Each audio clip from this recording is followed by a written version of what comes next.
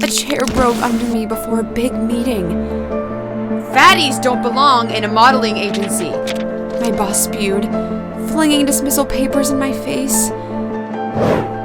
I needed a job to pay my mortgage. I was behind on payments and had only a week left to pay it off. Otherwise, my kids and I would be on the streets. I really need this job. I promise I'll lose weight. I begged my boss for a second chance. You have 24 hours to prepare a new clothing collection, he set an unrealistic condition. My girls and I spent the whole day making up dress designs. I worked on sketches all night. Our gorgeous collection was ready. I couldn't remember the last time I ate, so I decided to have a snack bar. You can live off your blubber for a month, my boss growled, adding that I had a week to lose weight. I was minutes away from meeting my client when I realized my daughter's drawings were in the folder. I was so exhausted and sleep-deprived, I'd grabbed the wrong folder. You're fired again! Get out and take these doodles with you, my boss shouted. As he shoved me out the door, I blacked out. Quit pretending! You're a lousy worker and even worse actress, he declared. The client arrived just then and quickly called an ambulance, but I'd already gone into a diabetic coma. I was taken to the hospital. My girls had just arrived with the right folder. He called off the meeting and followed the ambulance with them. On their way, he took a look at my sketches. The girls told him we'd come up with it all in one day. They kept praising me and cursing my evil boss who was always hurting me. I came too, which made my kids so happy. I managed to thank my savior. I now knew that client's name, Jack.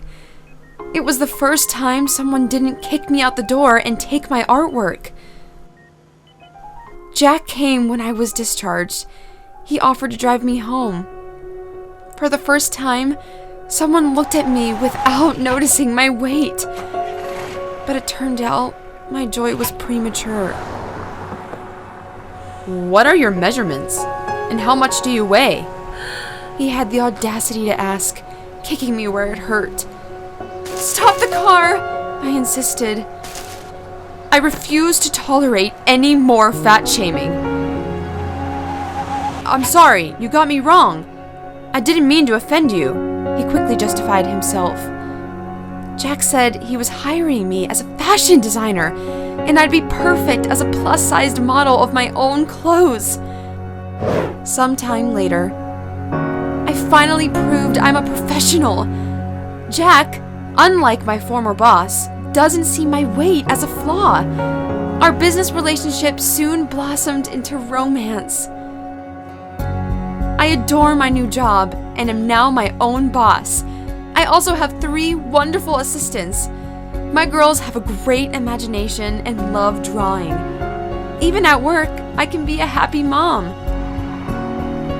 I started to forget my old life like a bad dream. Then, out of the blue, I saw my former boss. He begged me to come back to his agency, which had gone downhill after I left. He promised double my salary and a bonus.